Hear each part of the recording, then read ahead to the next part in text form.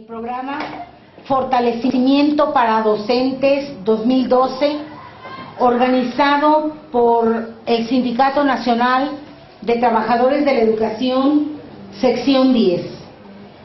El día de hoy, la primer ponencia está a cargo del doctor Arturo González Victoria. La ponencia es sobre normatividad, gestión y ética docente. El doctor Victoria es licenciado en Pedagogía, egresado de la Escuela Normal Superior de México, Plan 1983. También tiene la maestría en Ciencias por el Instituto Politécnico Nacional, con especialidad en Metodología de las Ciencias. Es doctor en Ciencias Sociales por la Universidad Autónoma de Xochimilco, con especialidad en Sociedad y Educación. El doctor Victoria es catedrático de tiempo completo en la Escuela Normal Superior de México, donde también atiende los seminarios de la maestría en Educación Básica Interplanteles. Con nosotros, el doctor Arturo González Victoria. Bienvenido. Muchas gracias. Ante todo, un reconocimiento a la organización, nuestra organización, el Sindicato Nacional de Trabajadores de la Educación, en nuestra sección 10, a los miembros que me acompañan aquí en el estrado, la maestra Leticia Montes por haberme invitado, haberme considerado por segunda ocasión en estos cursos, a la maestra Blanca García por desarrollar en su visión la organización de lo que implican estos espacios.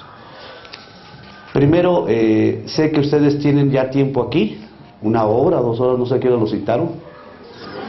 A las 3. Bueno, yo me disculpo, llegué a las 4 como estaba citado en mi hora de tolerancia, pero que eso no sea una limitante. Les agradezco su tiempo, su espera. Sé que tienen muchas cosas que hacer, sé que están sacrificando espacios, condiciones, a veces elementos de disfrute, como un partido de fútbol ahorita que vine escuchando en la radio, o alguien pudiera estar en algún meeting, cerrando alguna preferencia, o no sé, o estando simplemente en casa. Les agradezco. Esperemos que las 2 horas que estemos aquí al frente las aprovechemos en el marco de lo que preparé para ustedes. En ese sentido quiero comentarles que estoy muy gustoso porque revisando los materiales que me hicieron llegar vía electrónica y vía documental, hay una serie de cambios, hay una serie de contenidos muy importantes que en la literatura, en el campo de la gestión escolar donde me he especializado, son importantes, novedosos y trascendentales en el marco de la formación y práctica docente. Quiero señalarles que al revisar el temario, al revisar las antologías, he encontrado que el CENTE se ha preocupado mucho en su parte de diseño de planeación por ofrecerles a ustedes contenidos de naturaleza curricular que están siendo debatidos en diferentes espacios. En nuestra maestría que impartimos en la Escuela Normal Superior de México, estos contenidos son muy actuales. En el campo de la literatura he encontrado bibliografía muy reciente y bibliografía básica.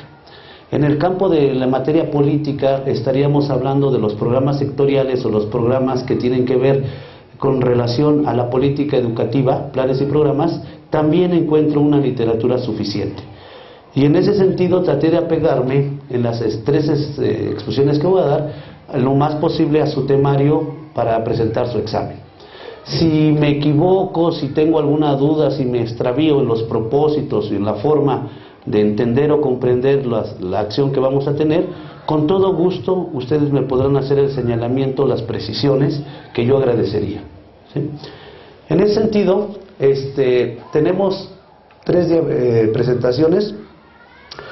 La primera parte sería el encuadre general de el por qué estamos aquí a la luz del curso taller Fortalecimiento para Docentes, y después de ese encuadre desarrollaría la primera presentación en el marco de normatividad. Haríamos un receso a partir de una serie de preguntas o comentarios muy breves y pasaríamos al segundo momento, que sería los elementos de la gestión en el marco del acuerdo 592. Allí me voy a centrar en estructuras y los elementos del nuevo plan de estudios, la reforma curricular para educación básica, y acentuaré mi presentación en lo que tenga que ver con secundarias. Hay 3 acuerdos adicionales, el acuerdo 593 y el acuerdo 200. Los voy a tocar, pero me voy a concentrar más en el primero. Y cerraré la participación con una literatura general bajo la teoría de la complejidad para poder entender los nuevos marcos de la gestión escolar, un poquito trasladados o separados de lo que serían los marcos de la gestión escolar bajo el modelo normativo. En ese sentido, pues, si no hay inconveniente, pues iniciaremos. Adelante. ¿Sí? Me voy a pasar a la parte de... Muchas gracias. En el momento que ustedes me quieran interrumpir, preguntar, con toda confianza, no lo duden. Estoy aquí para aprender y poder aportar algunos conocimientos.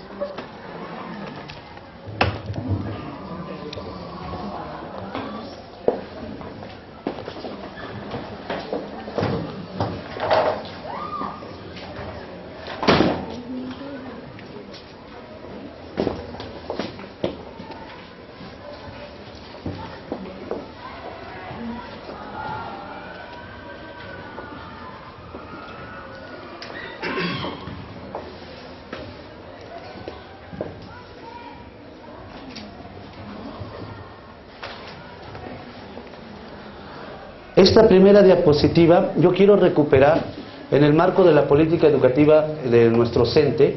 Hay 8 temas que se están repartiendo a lo largo de este curso taller. El CENTE pensó en 8 grandes unidades temáticas. Yo me voy a concentrar en la unidad temática número 3 y en la unidad temática número 5.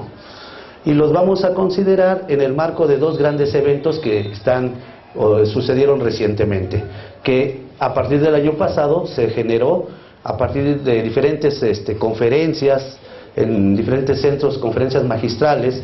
Tuvimos la presencia de grandes personalidades en el marco del 5º Congreso Nacional de Educación y el 3er Encuentro Nacional de Padres de Familia, bajo el lema Educar es el camino.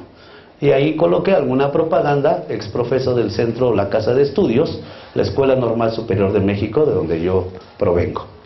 El curso taller Fortalecimiento para Docentes 2012. Nunca antes un tema tan actual, tan propicio y tan relevante en el marco de la práctica docente. La segunda, pues bueno, su servidor Arturo González Victoria, en el marco de las acciones de currículum que me presentó la maestra Leticia. Rescato ahí un sindicato con futuro a partir de la línea temática número 1, porque el CENTE se preocupa por sus agremiados y ofrece en el marco de sus estatutos esta actualización y capacitación. Entraríamos ya específicamente al apartado que nos convoca hoy, normatividad, gestión y ética, 3 grandes temas que cubriríamos. Este curso taller, vuelvo a repetir, estaría organizado para el CENTE, sus agremiados, en el marco de la educación básica y la educación normal. Particularmente nos centraremos en la educación secundaria, dado que la educación normal, para los efectos de promoción o los efectos de evaluación, escapan de los lineamientos, ya sea a través de las vertientes de escalafón o carrera magisterial. Al ser un sector homologado, tiene su propio sistema de promoción. Sin embargo, todos los demás estaríamos en este propósito. Perdón, en esta idea general de presentación. ¿Cuáles serían los propósitos? Fíjense, leyendo el documento oficial, el documento, la carta descriptiva que se me proporcionó, rescato este documento. Fortalecer la preparación de los recién egresados de la educación normal y los maestros en servicio. Creo que ustedes serían la segunda población, que desean concursar a través del Examen Nacional de Conocimientos y Habilidades Docentes para su ingreso a la docencia y de los que se interesen para revalorar su práctica docente. ¿Sí? Este sería el propósito enmarcado para el taller. ¿Cuál sería la estructura de trabajo? Ya la adelanté, pero aquí la pudiéramos verificar. Partiré de un diagnóstico de referencia. Les voy a hacer una serie de preguntas y ya tenemos el guión. Las respuestas solo son preguntas para saber qué tanto estamos próximos, sabemos o no sabemos sobre la temática.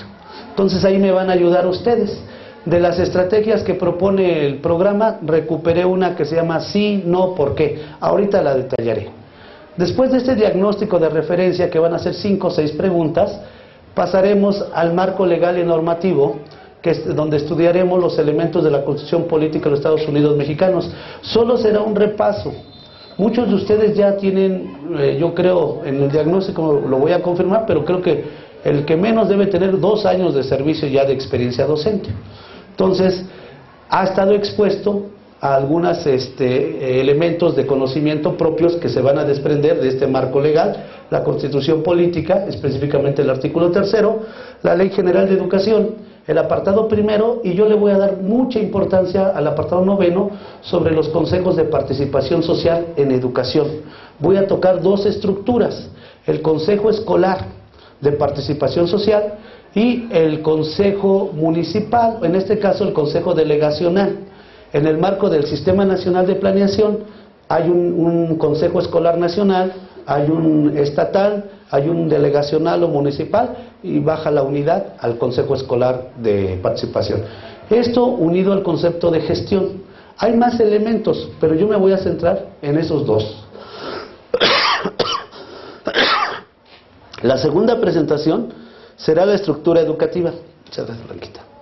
En la estructura educativa, aunque ya van de salida, está el programa del sector educativo 2007-2012, el subjetivo estratégico número 6, y el programa tan pensado, tan lleno de crítica, tan lleno de observaciones, de lo que implica la Alianza por la Calidad Educativa. Básicamente de este voy a tomar 2 ejes, el de la construcción de las escuelas de tiempo completo y los modelos de organización de gestión escolar. Hay uno muy vibrante, muy actual, que es sobre la evaluación en relación a los postulados que maneja ACE. Lo voy a mencionar, pero no me voy a detener mucho ahí, dado la naturaleza del asunto, ¿sí? Porque lo quiero recuperar para el acuerdo normativos y políticos, el acuerdo 592 y el acuerdo 200, por el que se establecen las normas de evaluación. Estos elementos son los que componen la estructura general de la exposición, de lo que se les puede preguntar, lo que puede venir en un documento de observación. No sé si hasta aquí vamos bien. ¿Sí? Bien. Bueno. El diagnóstico. Empezamos muy formales y esa parte pues está bien. Así son muchas veces los formatos de diálogo, de exposición, de conferencias, mesas redondas. Quiero partir un poquito como se dicen, el hielo. Quiero conocerlos un poquito a partir de ustedes, de estas preguntas. Me van a decir cuando a cualquier persona que quiera responder, su nombre, de qué escuela viene, y si hay algún interés, alguna expectativa, o tiene alguna referente, alguna noción sobre los temas que aquí estamos viendo. ¿Les parece bien? ¿Sí? Bueno, como la técnica se le pregunta al primero que uno conoce, pues al que conozco es a Roger. Entonces le voy a preguntar a Roger la primera. ¿Sí, Roger? ¿Vas a ayudar o no? Porque es alumno de la maestría además. Entonces, a ver, Roger, ahí está una pregunta de diagnóstico que dice: diagnóstico, sí, no, ¿por qué? Y aquí yo voy a tener la estrategia con las respuestas. Le voy a pedir a la maestra Blanquita que nos apoye. Estoy en la página 60. Solo, Roger, me vas a decir sí, no, en cualquiera de sus dos vertientes y por qué. No nos interesa que Roger esté bien, nos interesa que se exprese Roger, nada más. Son puntos de partida. Las preguntas fueron tomadas del discurso, entonces, Blanquita, ¿usted me va a apoyar de esa manera? Solo dando la respuesta después de que Roger diga la suya, para ver qué grado de proximidad tenemos, ¿sí? A ver, vamos a hacer el ejemplo. La pregunta número 1 dice así, Roger. Adelante, por favor. El acuerdo 593.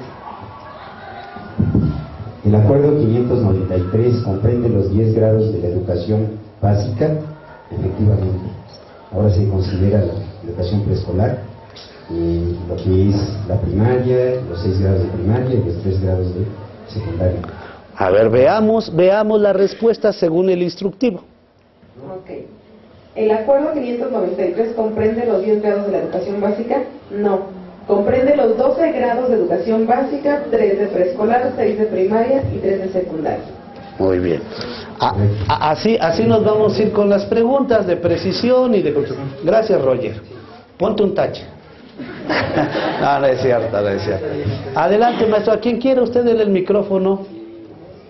A quien quiera. ¿Quién dice dos? Adelante, ahí está el maestro. Bien, maestro. La segunda pregunta dice: la Alianza por la Calidad de la Educación se suscribió en 1992. Esto es erróneo. ¿Por qué? Porque se suscribió en mayo del 2008. Correcto. Veamos, Blanquita. La respuesta: no. En 1992 se expidió el Acuerdo Nacional para la Modernización de la Educación Básica, la ACE, se suscribió el 15 de mayo del 2008. Es correcto. ¿Su nombre es, maestro? ¿Cómo se llama? Mauricio. ¿De qué secundaria viene? De la técnica 8. De la técnica 8. Muy bien. Mauricio, delegue el micrófono a alguien más.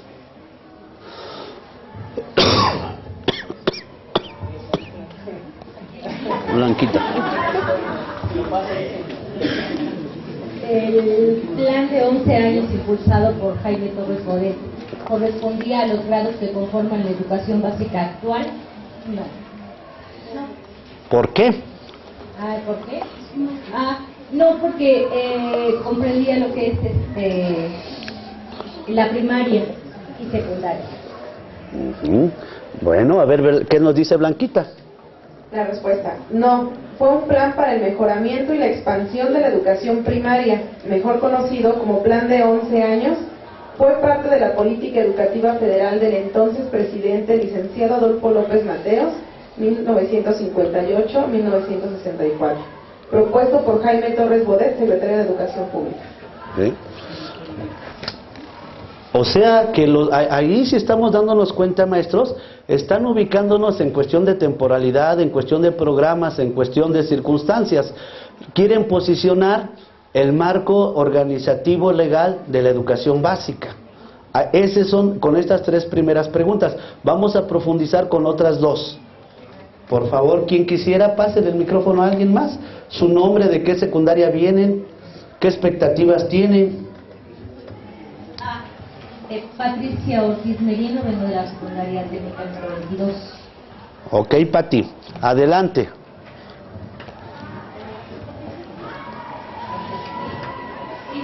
Ajá, sin ver, ¿verdad? No, y el otro maestro se la pasa al otro. La pregunta dice: el artículo 24 de la Constitución Política Mexicana establece que todo hombre es libre para profesar la creencia religiosa que más le agrade y practicar las ceremonias devociones o actos de culto respectivo. ¿Es correcto? ¿Por qué? Porque es el artículo 24 de la Constitución Política de los Estados Unidos Mexicanos. Bien.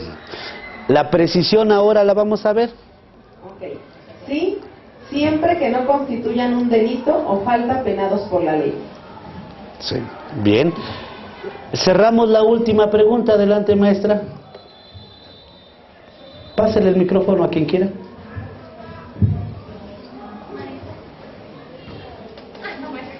No le haces tan... Adelante a alguien que diga yo con mucho ánimo. al que le... Así es, así nos pasa en el salón. ¿Quién? Bueno, tú. ¿Nadie quiere?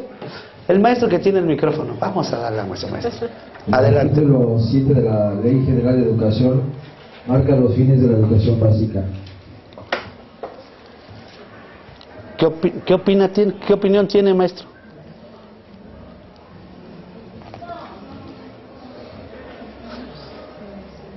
Fíjense, son preguntas como de abogado. ¿Qué dice el artículo tal en su fracción 3, en su fracción 4?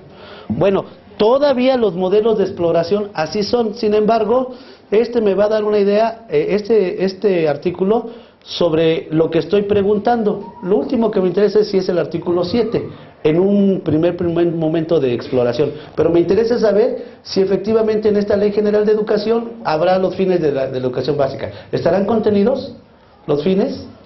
Sí. Y la respuesta es correcta, sí, en el artículo 7. ¿Y cuántos fines? Nos lo precisa Blanquita. Sí, marca 17 fines, además de los establecidos en el segundo párrafo del artículo 3 de la Constitución Política de los Estados Unidos Mexicanos. Correcto. Bien, esas preguntas y otras que están aquí en el instructivo, que son 10, cerca de 10 preguntas, son las elementales o referenciales. Solo es una técnica de referencia, sí, no y por qué. Ustedes la pueden aplicar para cualquier otro objeto, ¿sí? Tiene esta función. Voy a preguntar de manera general. Nómbrenme por favor el documento que en 1992 se firmó por el secretario de Educación Pública, el presidente Carlos Salinas de Gortari y los gobernadores de todos los estados, aunado a la firma Sindicato Nacional de Trabajadores de la Educación, el CENTE, donde se establece la modernización de la educación básica. ¿Cómo se llamó ese documento? A ver. Sí, así como mencionó, Acuerdo Nacional de la Modernización de la Educación. Ok. El Modernización de Educación Básica y Normal. Bien. ¿Quién era el secretario de Educación Pública en ese tiempo? Era el presidente. ¿Licenciado Cedillo? ¿Licenciado Cedillo? ¿Ponce de León? No, todavía no. Era otro que por ahí en la ensalada le ponemos. ¿Lechuga? No. Pimienta. Limón Rojas. No me acuerdo el nombre, ya yo. Miguel Limón Rojas. Lechuga, no, Miguel Limón Rojas. Bueno, entro a la parte normativa. Fíjense, la parte que se van a centrar son en el artículo 3. Ese es de ley, ese revísenlo. El artículo 3 tiene 3 características. En este caso tiene la presentación genérica. Todo individuo tiene derecho a recibir educación. El Estado, Federación, Estado, Distrito Federal y municipios impartirá la educación preescolar, primaria y secundaria. La educación preescolar, primaria y secundaria conforman la educación básica obligatoria. Los 3 elementos de este artículo son aspectos teleológicos. ¿Cuáles son los aspectos teleológicos? Son los fines que persigue. Entonces, los fines que persigue son una formación integral, ¿sí? Una formación basada en el conocimiento científico, los aportes científicos y la lucha contra todo tipo de fanatismo, ¿sí? Esa es una de las características. Los otros aspectos son los axiológicos, los valores que promueve. El artículo promueve que la educación tenderá a la solidaridad, a la convivencia, al amor a la patria, ¿sí? A la vida democrática como sistema de vida. Y están los axiológicos, teleológicos, los filosóficos, son 3.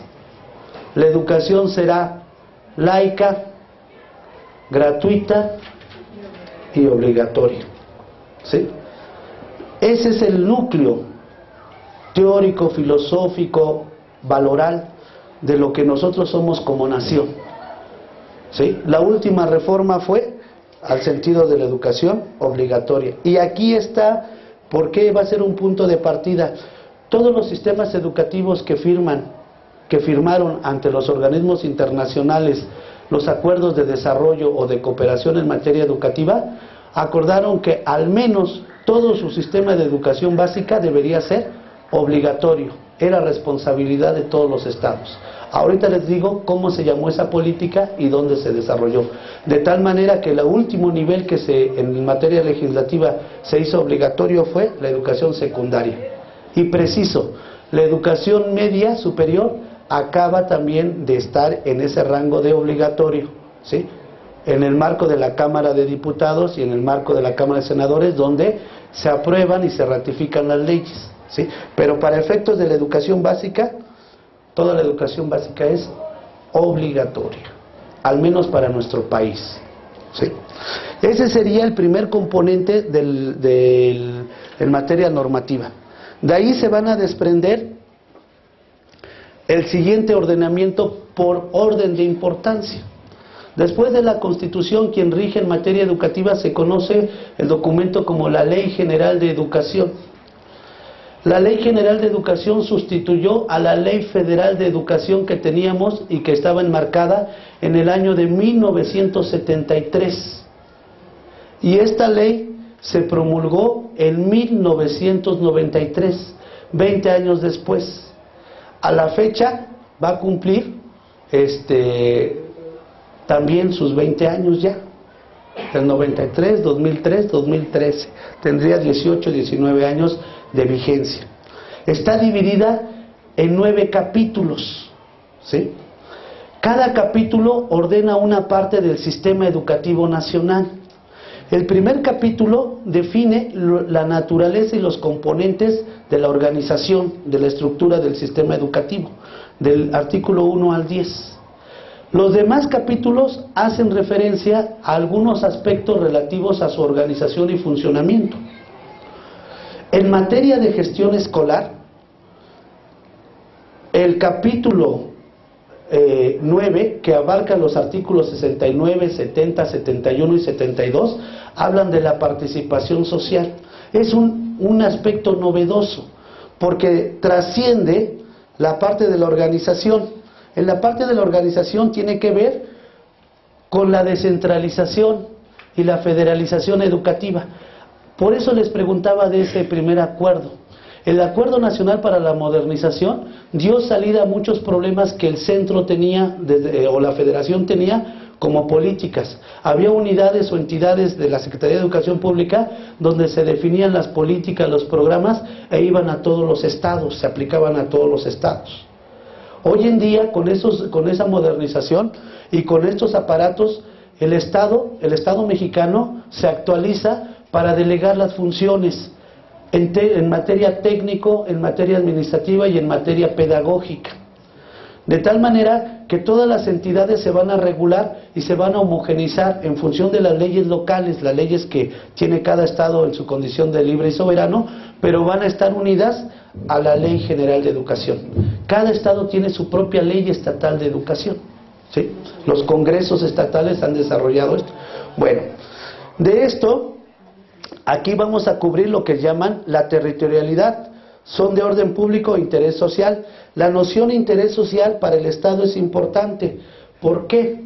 Cuando yo les dije este es el tipo de educación, es porque la sociedad también está enmarcada en ese tipo de interés social. La sociedad define los grandes intereses del tipo de hombre que requiere, ¿sí? La sociedad va haciendo un acompañamiento, y ese acompañamiento va a implicar una noción, de incorporación de una noción importante. Se llama sociedad civil. La sociedad civil ha ganado terrenos en la forma de representar y participar en asuntos educativos. Hoy en día la sociedad civil tiene organizaciones no gubernamentales, tiene asociaciones civiles, tiene instituciones que van acompañando el quehacer educativo, ¿sí? Y la ley las reconoce, las promueve y las fomenta, de tal manera que ha creado estructuras que antes no existían. Una estructura fundamental es el Consejo Nacional de Educación en materia de participación social. Este Consejo Nacional lo preside el secretario de Educación Pública y los secretarios de cada estado.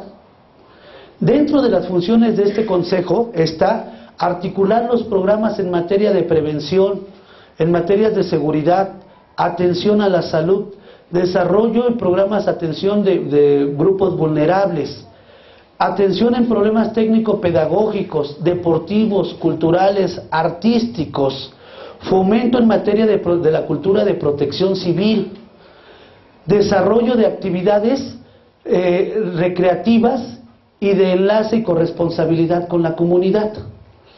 Entonces, si la sociedad representada a través de los padres de familia, organizaciones sociales, el gremio, el sindicato, los representantes que están ahí y los demás actores o líderes sociales tienen incidencia en la escuela, también van a tener su estructura que le define su misión, su función y sus actividades. Todos estos elementos van a estar unidos a la misión de la escuela. Estas estructuras son los órganos auxiliares, donde se les va a decir cuál es su participación y cuál es su límite. En materia técnico-pedagógica, su límite está establecido en la forma de conducir el proceso de enseñanza-aprendizaje y las acciones que se derivan. Este Consejo de Participación Social puede opinar, puede valorar, puede proponer, pero no puede incidir en el trabajo del docente. Y eso específicamente sería la planeación del curso, la ejecución de las tareas y la evaluación del mismo. Ahí están los límites. Pero todo lo demás responden a la lógica que se llama interés social. ¿Sí? Entonces, la Ley General de Educación viene a ser un instrumento que ordena los diferentes apartados de la estructura educativa. Y su orden va desde el reconocimiento de las normas, documentos que la rigen en materia laboral, como también aquellas que son en su desarrollo técnico-pedagógico. Bien, estos dos elementos ahorita todavía los voy a desarrollar más adelante con las siguientes presentaciones. ¿Me permite? Ajá. Creo que ya están, entonces la sería la otra. A ver, todavía tengo. A ver. No, era esta. Bueno, hasta ahí. Entonces sería la otra, la presentación de Chela. Ok. Le ponemos F5. Nada más. Ah, no, aquí F5, aquí no. Ándale. Mire, voy a continuar. Este trabajo lo presenté en un foro que tuvimos en la escuela. Y de ahí me quise recuperar los elementos de orden histórico para presentar la noción de educación básica y el porqué del soporte normativo y por qué exige un puente con lo que se va a llamar el nuevo modelo de gestión escolar. Titulamos esto El origen de la internacionalización de la educación básica. Adelante. Con la presencia del Acuerdo 592 ha habido cambios curriculares en la educación básica. Entendemos planes y programas, formas de organización, nuevas estructuras y las políticas que inciden en la formación de docentes. Bueno, vamos a ver dónde se gestó ese origen, por qué se uniformó el sistema educativo nacional en tres grandes sectores y qué implicó esto. Primero, vamos a contextualizar la política educativa internacional denominada Educación para Todos. A partir de este proyecto de Educación para Todos, vamos a establecer la relación conceptual de dos elementos. En esa política se llamó Satisfacción de Necesidades Básicas de Aprendizaje en 1990 y hoy en día con el Acuerdo 592 se va a llamar Aprendizajes Esperados, bajo la noción de el enfoque por competencias. Entonces vamos a conocer las características en materia de gestión escolar que propone el Acuerdo 592 y que son avaladas por los diferentes programas o documentos rectores. Adelante. Primero, Las dos preguntas que guían esta exposición es: ¿qué similitud hay entre satisfacción de necesidades básicas de aprendizaje y la noción de aprendizajes esperados? Una temporalidad está dada en el 1990 de carácter internacional y el otro en el Acuerdo 592, ya una concreción particular. ¿Y cómo se relacionan estos conceptos con un nuevo modelo de gestión escolar? Adelante. Algunas cosas que ustedes me ayudarán a recordar o recordaremos juntos. ¿Qué sucedía en México y en el mundo en 1990? Revisando algunos documentos encontramos que en 1990 se celebraba el Mundial de Fútbol en Italia 90, ¿sí? Italia se convertía en el segundo país al albergar una Copa del Mundo. El primer país había sido los futboleros, México. ¿En qué año? En el 86. Bueno, era Italia el segundo país. También se establece la visita del Papa a México, ¿sí? Tenemos un nexo en las reformas del Estado. La presencia del Papa viene ya en calidad de jefe de Estado. Entonces, las reformas al artículo 24, cuando se hace la pregunta, la libertad de creencias, implicaba que el Estado mexicano tendría que tener una relación con los demás estados en el marco de las reformas que estaban apuntando hacia la libertad de creencias, libertad de cultos, la tolerancia, la inclusión. Entonces, un Estado como el Estado mexicano, a partir de su historia, esta visita se convierte en un elemento fundamental para la reestructuración. El concepto filosófico de laicidad está sufriendo una mutación desde estos elementos ideológicos. Adelante, maestra. El 12 de febrero Nelson Mandela sale de la cárcel después de 27 años, una figura importante en el marco de los derechos humanos, premio Nobel de la Paz, dirigente de su país. El 11 de marzo el bloque socialista, a partir de la región o forma de gobierno de Lituania, se convierte en la primera república soviética independiente de la URSS, ¿sí? Estas luchas no fueron luchas pacíficas o luchas que se generaron a partir de acuerdos o referéndums. Fueron luchas sangrientas, exterminio de pueblos, imposición, desalojo y exclusión. Recordemos que en materia ideológica, la URSS, la Unión de Repúblicas Soviéticas Socialistas, empiezan a generar toda una caída en el sistema de pensamiento económico, ¿sí? Su recomposición geográfica y política impactó en el mundo, y ese impacto tuvo que ver con las formas de hacer y entender la economía, la organización política, ¿sí? Adelante. El 21 de marzo en Sudáfrica, Namibia proclama su independencia, ¿sí? Son países africanos que también, a partir de su desarrollo cultural, étnico, geográfico, vienen de periodos de colonización, de amplia colonización. Entonces también empiezan a generarse los procesos de autonomía. Entonces nos está diciendo a nivel internacional que los estados no son uniformes, no son homogéneos y tienen una gran diversidad y una serie de problemas que tienen que resolver al interior de sus grupos, al interior de su población, al interior de sus gobiernos.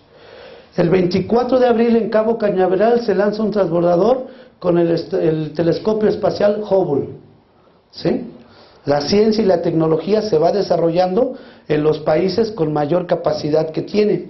Recuerden que la lucha, una de las diferencias era la lucha por la conquista del espacio entre las dos grandes potencias, Estados Unidos y la URSS. Y aquí sigue la lucha por la carrera espacial. Recientemente el último hecho de China de lanzar sus astronautas, ¿no? Su acoplamiento. Bien.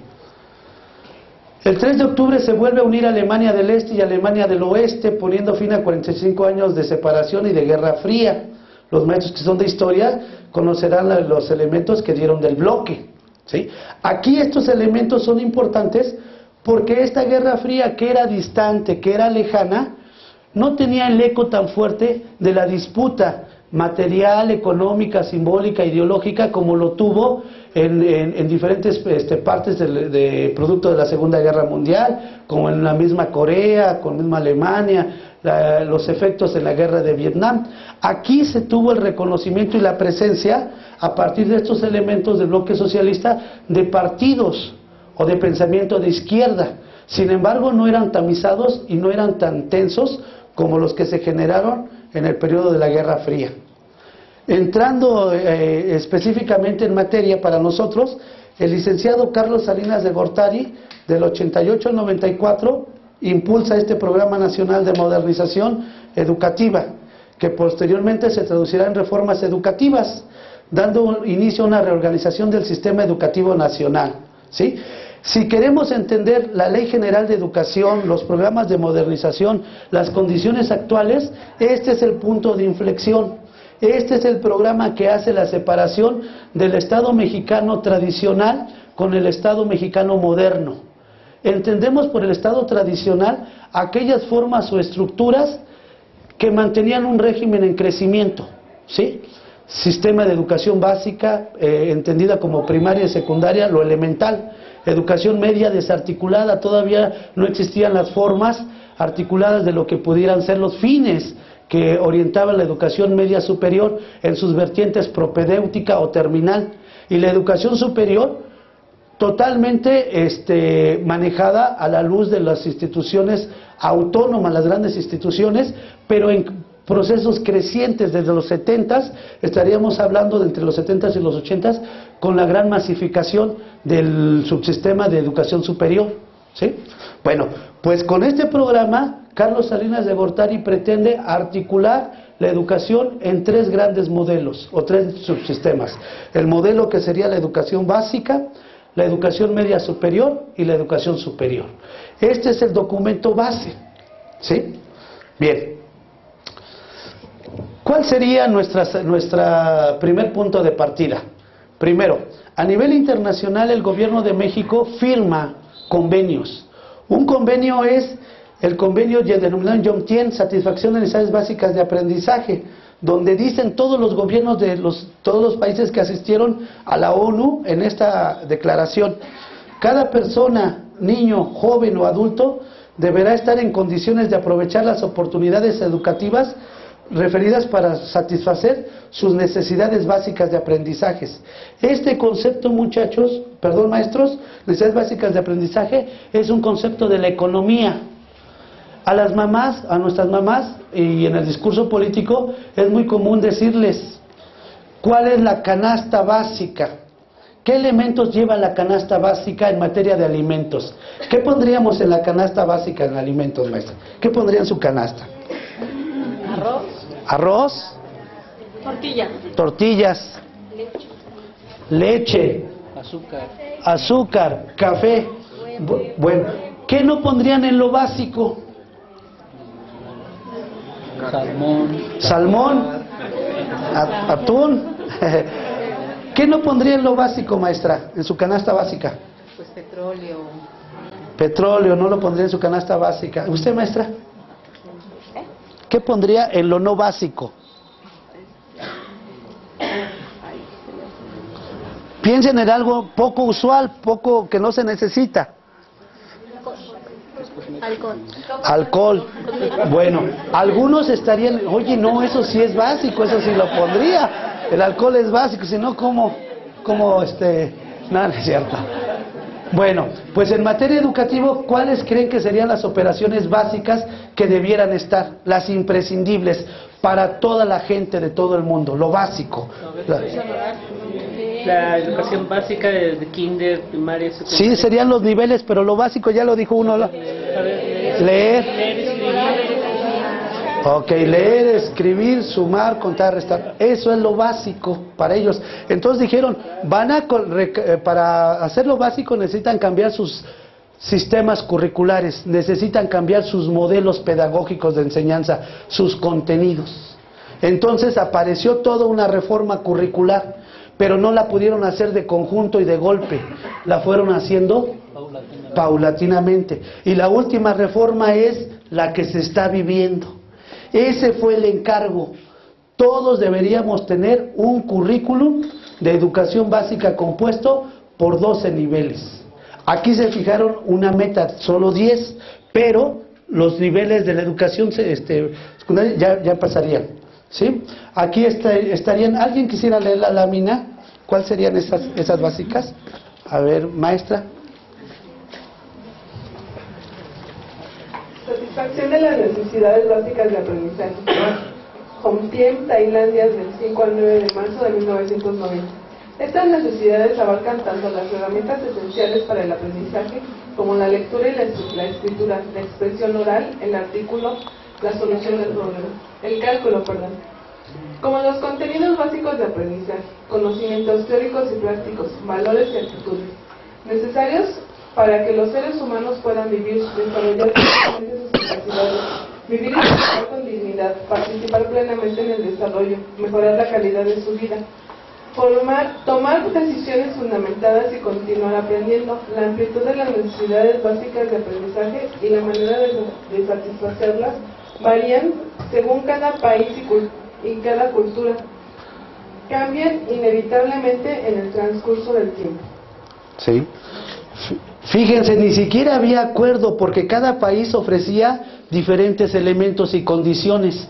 Entonces, los países se pusieron metas, se generaron acuerdos, se generaron convenios. Había que reestructurar todos los sistemas educativos. Había países que tenían un grado de desarrollo mayor con respecto de otros, ¿sí? Pero el acuerdo era, nos vemos en 20 años y vamos a ver qué hemos logrado. Por eso los cambios curriculares obedecían a estos pactos, a estos acuerdos técnico-pedagógicos y acuerdos de desarrollo político, ¿sí? Vean, en África, esos jóvenes, esos niños, esos adolescentes, en América, en Europa, ¿qué implicaba la danza? ¿Qué implicaba la cuestión cultural, la comida, las concepciones de mundo? ¿Qué implicaban las prácticas de desarrollo, de recreación, de cultura, de deporte? ¿Qué implicaban mis creencias? ¿Qué implicaba todo el sistema ideológico de participación, de trabajo, de consumo? ¿Qué implicaban mis hábitos alimenticios? ¿Qué implicaban mi sistema de relaciones?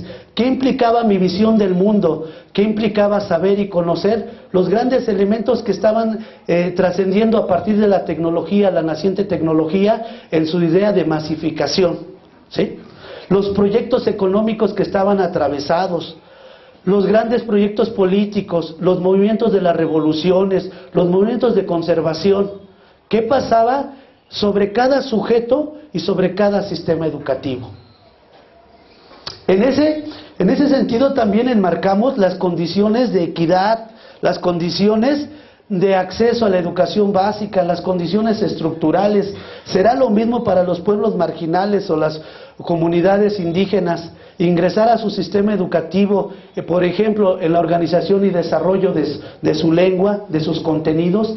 La diversidad, un elemento que se negaba a morir y empezaba a palpitar en los discursos, en la manifestación del reconocimiento de lo otro, pero a partir de la defensa de lo local, del sujeto que piensa y actúa en función de las formas de vida que le han sido heredadas. Un futuro que parece incierto ante las necesidades o complicidades de los grandes sistemas de corrupción o los sistemas ideológicos que llamaban a un desarrollo, paz, justicia social, progreso, ¿sí? Todos esos elementos estaban atravesados en la firma de un acuerdo. Cuando México firmó ese acuerdo, también hipotecó un futuro de trabajo, un futuro de lucha.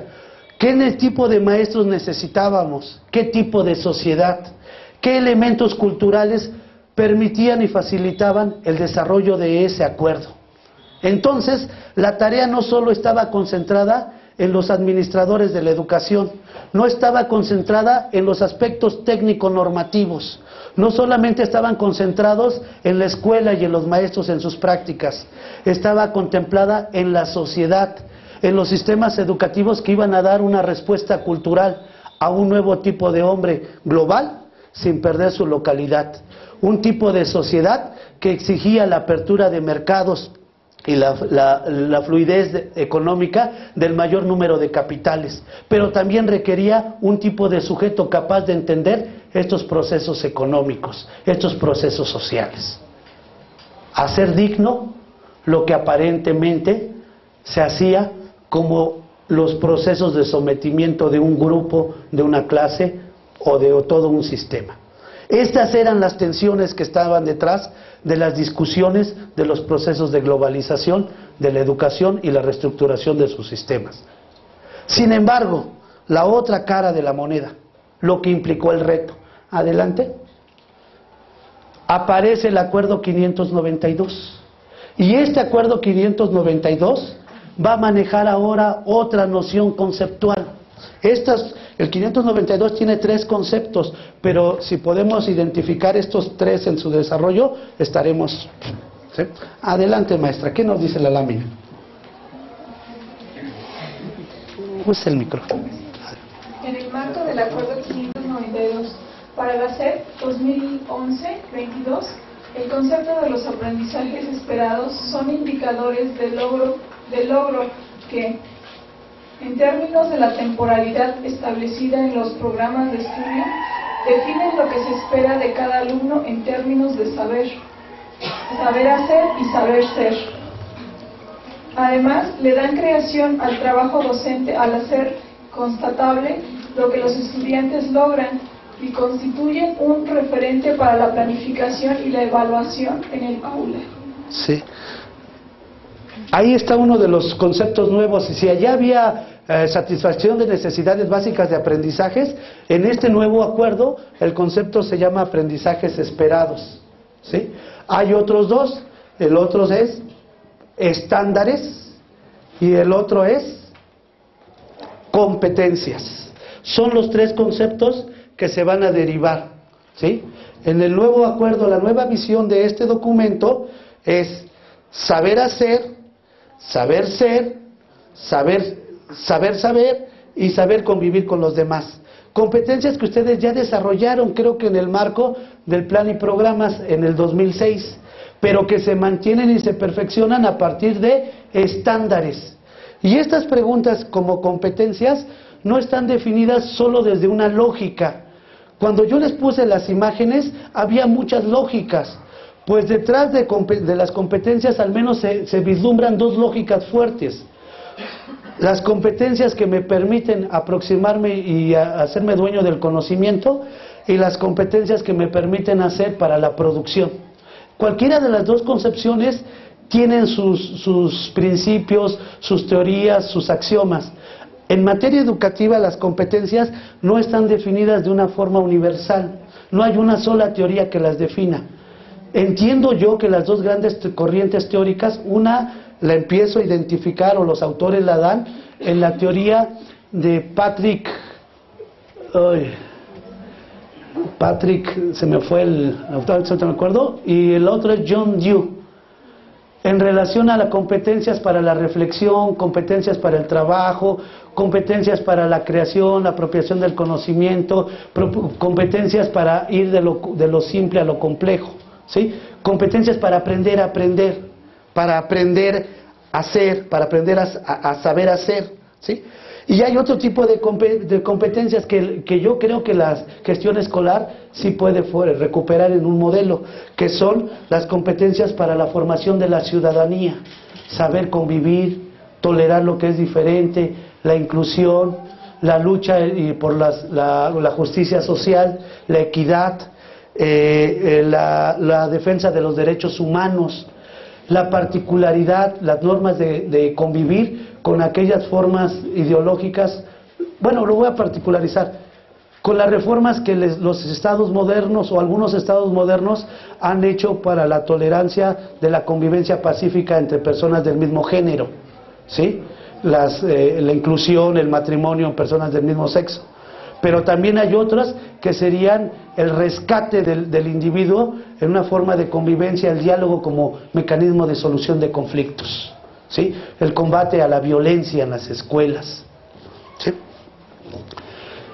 Que sí, me encanta programar por competencias, amo las competencias, lo juro. Cuando uno está sometido a las presiones, hasta su discurso cambia el cuerpo. ¿Verdad que están felices las competencias?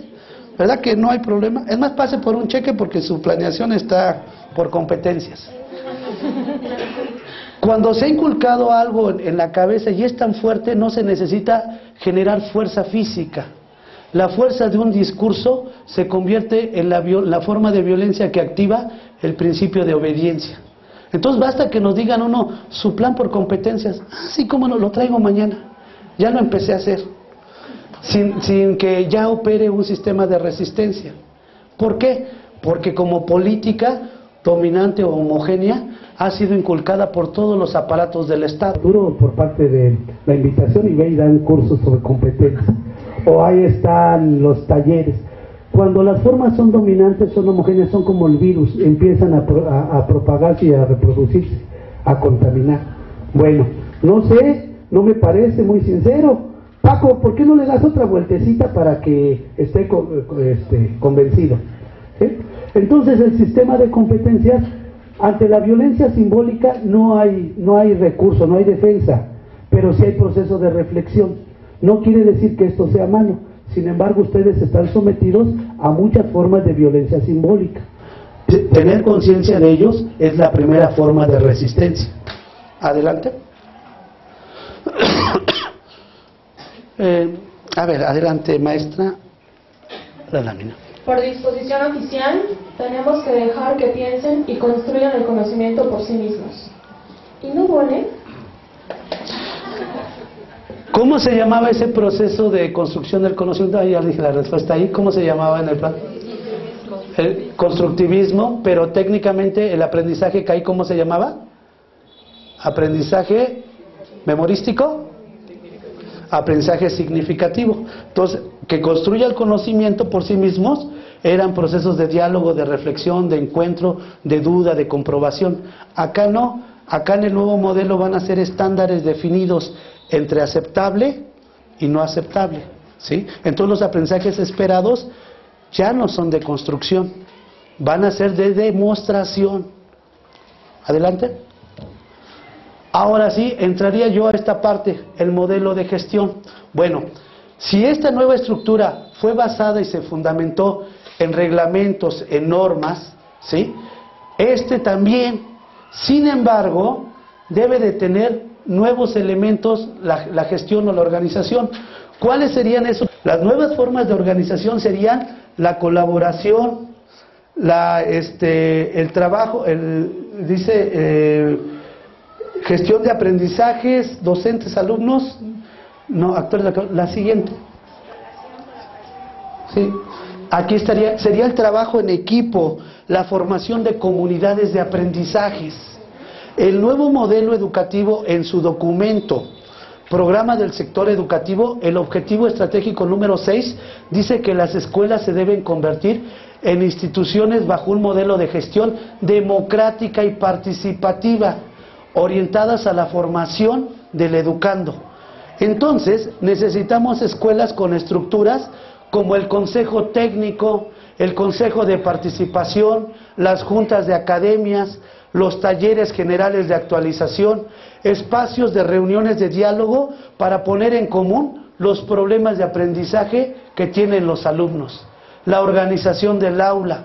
El liderazgo del directivo es la condición primera y eficiente que hace que una escuela sea reconocida o dé respuesta en el marco de la misión. Entonces necesitamos escuelas vivas, escuelas capaces de comunicar, de interactuar, de respetar el punto de vista que no se conoce o no se comparte, escuelas capaces de identificar en las formas del otro, las formas personales de hacer el trabajo docente. Cada uno de ellos aporta historia, herramientas, estrategias que pueden ser comunes a mi trabajo, ¿sí? En este sentido, romper la estructura de la junta por la junta misma, llegar a una hora y salirme después de esa hora porque no está en mi horario, implica reconocer e incorporar la escuela como espacio de vida y de mejora del centro de trabajo. La escuela se convierte en una unidad abierta y flexible que requiere lo mejor de cada uno de nosotros: disposición, trabajo, conocimiento y hasta nuestras dudas e incertidumbres, porque entonces la escuela se convierte en un gran contenedor de lo educativo, del interés social, de una práctica especializada que le pertenece a un gremio específico como son los maestros. Y así se constituye la identidad del centro, la identidad y práctica de los maestros y la cultura organizacional. Adelante. Implica, fíjense, una noción que se llama en filosofía la alteridad. ¿Y qué es la alteridad? La alteridad es el otro. Recuperando en la literatura, como es la Biblia, un pasaje bíblico, señala: estuve hambriento y no me diste de comer. Estuve sediento y no me diste de beber. Estuve desnudo y no me cobijaste. Y dicen, bueno, ¿y cuándo te vimos hambriento? ¿Cuándo te vimos desnudo? ¿Cuándo? Le dice el otro, bueno, cuando estuvo el próximo viene es el otro, el que está junto a. Entonces la noción alteridad es sinónimo de próximo. ¿Quién es el más próximo en el aula? Estuve sediento de aprender, no sabía cómo resolver esa ecuación tan difícil, no revisaste mis tareas, te llamé y te levanté la mano, maestro, y me ignoraste. Y en cambio, pusiste a los más calladitos al frente de tu fila. Recuperaste solamente un ejercicio de demostración y con eso creíste que todos sabíamos. Pero lo más triste, cuando te llamé, me dijiste será mañana. ¿Sí? Entonces hay un reclamo pedagógico en el sentido de la alteridad. Esta imagen de ir con el otro significa: tengo limitaciones y fortalezas en el marco de mi formación profesional, pero a partir de esas limitaciones y fortalezas establezco un vínculo de comunicación y ágape pedagógico. El ágape pedagógico es el amor, el encuentro por lo que hacemos en el aula. Es el cariño por tratar la planeación, los recursos, los materiales, entender los problemas de dificultad de los alumnos, incorporar las estrategias docentes de demostración y de enseñanza, controlar el proceso educativo con expectativas de mejora, evaluar, emitir juicios de valor a partir de una condición sumativa de crecimiento del alumno. Entonces, esta idea de modelo de gestión escolar requiere a un maestro activo, identificado con su quehacer, enamorado de su práctica. Un maestro que rompe hasta donde le es posible con cierto egoísmo de no dar o de quedarse en el conformismo. Un maestro que en el aula se transforma, porque antes de ser maestro fue alumno. Vean el nuevo tipo de gestión, el nuevo tipo de maestro. Y eso está en los documentos oficiales, nada más que lo dicen con otras palabras. Bien, adelante. Conclusiones. La firma del Compromiso Universal de Educación para Todos confirma la evolución y la relación entre necesidades básicas de aprendizaje con aprendizajes esperados, y que dicha relación está determinada en forma objetiva por las condiciones de posibilidad que puede ofrecer en su conjunto cada sistema educativo nacional. Nuestro sistema, como vulgarmente se dice, ahí va, ahí la llevamos. Hubo transformaciones, hubo reformas, hubo cambios. Hay aumento económico, hay profesionalización. Ustedes son una muestra de ellos. Hay gusto por hacer esto, pero cada sistema lleva su particularidad, su tiempo, su ritmo. Para el caso particular del caso mexicano, la articulación de conocimientos y saberes que se espera obtener del alumno en educación básica son determinados por las relaciones positivas que se desprenden de un modelo integrado y colectivo. El éxito, pienso yo, de la reforma no está en la normatividad, no está en hacer solamente lo que se pide en las normas, sino incorporar el sentido de la norma, el quehacer, la disposición, ¿sí? El eros pedagógico. ¿sí? Yo dejaría hasta aquí los dos primeros elementos para darles la palabra, los comentarios, y entraría al último elemento, que sería la teoría de la complejidad basada en el modelo de gestión escolar, los nuevos retos, ¿sí? Hasta aquí yo, no sé, Blanquita, maestra Leti, suspendemos, nos vamos hacemos algo, nos vamos al patio, no sé qué decidan. Viene la sesión de preguntas y respuestas, de manera que si alguno de ustedes tiene una inquietud, una pregunta específica, es el momento de plantearla, dados los tiempos, porque queremos también terminar esta parte, darnos un break para movernos un poco y no engarrotarnos, y continuar con la segunda de las ponencias, conferencias. Entonces, doctor, pasamos a preguntas y respuestas. ¿Me parece bien? ¿Les parece bien? Bueno, bombardeen, saquen su acordeón, lo que sean, lo que bombarden, para eso estamos aquí. Podemos aquí subirla para que ¿sí? Me acompañan acá en el stand. Adelante, maestro. Usted tiene el micrófono.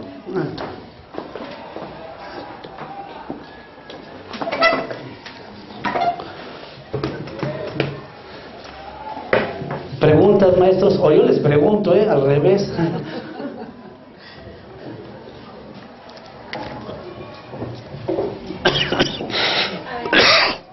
No problem, no question. Al principio de esta edición de marco de acuerdo de 1992 se hablaba de aprendizajes esperados y enseguida venían indicadores de logro. No se comentó nada sobre esos indicadores de logro. Sí. El modelo curricular les va a hablar que hay trayectos formativos. La educación básica ahora se va a entender por trayectos. Entonces, los trayectos formativos van a estar constituidos por estándares. Los trayectos van a decir, en el primer trayecto que comprende la educación preescolar, primero a tercero de preescolar, en ese primer trayecto formativo se van a desarrollar las competencias en diferentes campos, son 5 campos, y cada campo va a generar indicadores que van a ser los aprendizajes esperados. Se me ocurre pensar, para un trayecto en específico, como es el trayecto último, el cuarto trayecto, la educación secundaria, en una asignatura, por ejemplo, matemáticas, las competencias propias de las matemáticas serían la organización, por ejemplo, la resolución de problemas basados en, se me ocurre ahí, basados en la aplicación de fórmulas de primer grado, ¿sí? Los indicadores van a ser ejercicios específicos donde yo le ponga al alumno problemas cotidianos o problemas de representación de la vida diaria, donde él pueda especificar la resolución de ese problema. Entonces el indicador van a ser las condiciones específicas del problema. Ejemplo, 5x más espacio es igual a 9x. Entonces el 5x más, y me da el espacio, tengo que desarrollar en el alumno la habilidad de la concreción, un número que sumado con 5x me dé 9x. Por el nivel de elaboración del reactivo, es un nivel simple, que el alumno de secundaria en cualquiera, primero, segundo o tercero, tendría que contestar 4. 5x más 4 es igual a 9x, sin ninguna dificultad. El indicador sería el nivel con que él llega al 4, ¿sí? En su boleta ustedes van a tener los niveles que están, si está en el nivel próximo, en el nivel mediano, en el logro del estándar, el logro del aprendizaje esperado. Si nuestro alumno llegara por X condiciones a no responder, se va a clasificar en uno de esos elementos. Entonces el indicador va a ser la pregunta y el grado de respuesta que le pongamos. Los indicadores ya están tasados, muchos indicadores en materia de ciencias y en materia matemática ya están establecidos. En el desarrollo del lenguaje, como es español, el indicador es muy flexible, pero para los procesos de razonamiento lógico, los indicadores ya están preestablecidos. Los indicadores serían las unidades mínimas de la evidencia o las unidades mínimas de apropiación del conocimiento. Todos los programas tienen indicadores, todos. El indicador se convierte en la señal. ¿Se acuerdan que había un programa de evidencias? Si usted lo vio, si lo tenemos registrado en video, entonces esto es evidencia. Diría el otro, ¿no? Fácil de creer. No es cierto. Sí, adelante, disculpe la broma.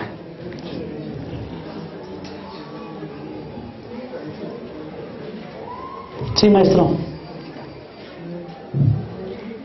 Mi duda recae, ¿por qué actualmente en el mapa curricular ya no existe una transversalidad como se había manejado anteriormente cuando nace el mapa curricular? Miren, no hay un eje curricular definido como tal, yo no lo alcanzo a identificar, aunque hay asignaturas o espacios como por ejemplo tutoría. Tutoría tendrían que ser ejes transversales de todos los contenidos y en algunos momentos sí lo definen, pero como tal no alcanzo yo a ver los ejes. Es una decisión política, pero yo pienso que todo currículum tiene ejes transversales. Por ejemplo, el lenguaje es un eje transversal. El lenguaje desde que están en el primer trayecto formativo, el desarrollo del lenguaje va avanzando conforme cada trayecto, ¿sí? Entonces para mí el lenguaje tendría que ser un eje transversal. Y el lenguaje en sus dos vertientes, en la vertiente de primera lengua y de segunda lengua. El inglés va a ser un eje transversal, no porque esté en todos los segmentos, sino porque a lo largo de este desarrollo el lenguaje va a tener opciones. Hoy en día los estudiosos de la gramática dicen que el lenguaje empieza a mutar de la gramática estructural a la gramática generativa. Ahí los estudios, por ejemplo, de Chomsky empiezan a ofrecer nuevos significados y nuevos elementos. Y uno lo ve cuando va al aula, un alumno desarrolla su propio lenguaje generativo. Y el maestro, una de las encomiendas es generar un lenguaje gramatical, estructural, sintáctico, con reglas. Pero el lenguaje se resiste. El lenguaje se manifiesta como se siente, como si ha sido apropiado. Entonces, desde la casa se apropió un lenguaje, en la escuela se va a perfeccionar e inculcar ese desarrollo del lenguaje. A mi juicio, el lenguaje, la tutoría, la parte axiológica de cada contenido siguen siendo transversales. No los identifico con claridad, tendríamos que hacer un estudio más fino, pero bueno, es parte del nuevo modelo. Yo le voy a pedir aquí que me apoyen tantito a Blanquita y a la maestra, y quien quiera apoyar también, porque para que no digan, ahí se está la verdad, ahí se la saben. Sí, adelante. Para los que estamos trabajando en escuela de tiempo completo, ya no solo seguimos trabajando la transversalidad en sí, si lo queremos ver así, también manejamos la horizontalidad de los contenidos con la caja de herramientas y las líneas de trabajo. Es todo un reto, porque de las 8 escuelas que hay de tiempo completo, ya establecidas de años, solo desafiando y teniendo bien claros los contenidos, el modelo funciona.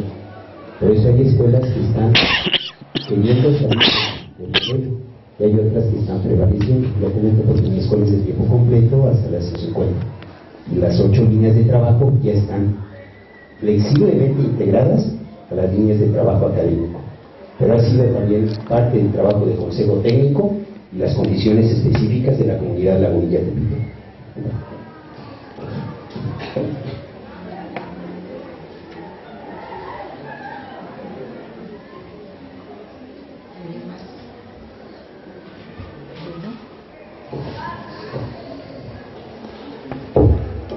Bien, les recuerdo ya en la parte final de esta primera conferencia que en la web se puede seguir la misma ya que ha sido grabada y estará disponible durante un mes. Las direcciones electrónicas, por si no las tienen, son www.cente-10.org.mx. Por Twitter se puede seguir a través de @Cente sección 10. Por Facebook, por diagonal Cente sección 10 y domicilio electrónico sección 10 mexico@gmail.com. Desde el sábado pasado están disponibles estas presentaciones y se puede acceder a ellas para quienes no tuvieron la oportunidad de estar en todas, o si quieren repasar algunos puntos, que sería muy útil. Voy a pedir, perdón. Por supuesto, el mail es sección 10 mexico@gmail.com.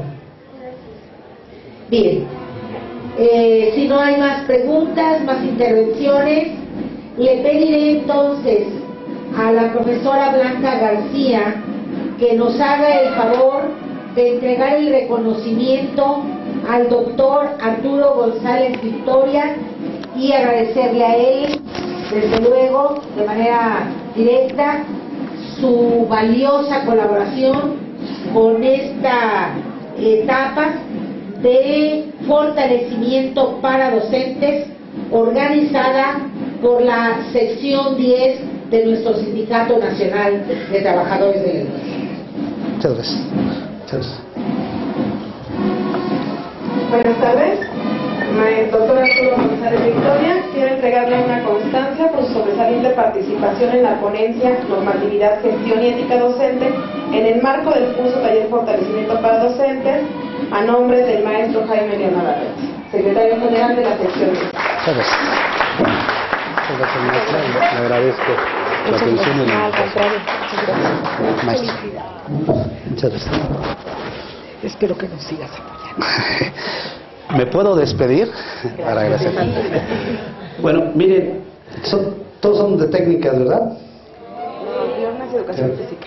Bueno, me perdonan los de diurnas y los de Educación Física. Estamos en la casa de unos maestros de secundaria técnica. Mi formación inicial fue en secundaria técnica. Yo entré a trabajar en técnicas y siempre que me dicen técnicas, mi corazón se... Perdónenme los de diurnas y los de Educación Física. Pero quisiera ahora compartirme en general. Miren, la gestión está hecha en el modelo normativo. La norma ayuda, regula y nos administra, nos homogénea. Pero la otra parte en la que yo creo que le di mucho énfasis es el modelo de la gestión, donde no desconocemos a la norma, pero le incorporamos pasión, vida a las instituciones, porque somos nosotros dentro de las instituciones. Y si la norma nos ayuda a su desarrollo, adelante. Solo dos documentos que creo que son importantes que deben conocer. El documento Condiciones Generales para los Trabajadores de la SEP. Condiciones Generales de Trabajo. Condiciones Generales de Trabajo para los trabajadores de la Secretaría de Educación Pública. En ese muchos maestros identifiquen su apartado de obligaciones y responsabilidades. Creo que sí les van a preguntar sobre ese documento, ¿sí? Y el otro documento, por su importancia y renovación, es la nueva ley del ISSSTE. A diferencia del primer documento, La nueva ley del ISSSTE establece las condiciones del retiro, de la seguridad, de la previsión social, ¿sí? Pero en el primero está establecido nuestro contrato, nuestro compromiso con la SEP. Y en menor, y si ustedes así lo consideran, revisen nuestros estatutos del CENTE.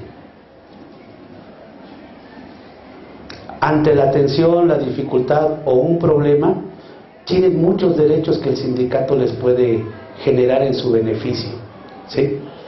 Esos dos documentos no los trabajé, esos tres documentos no los trabajé.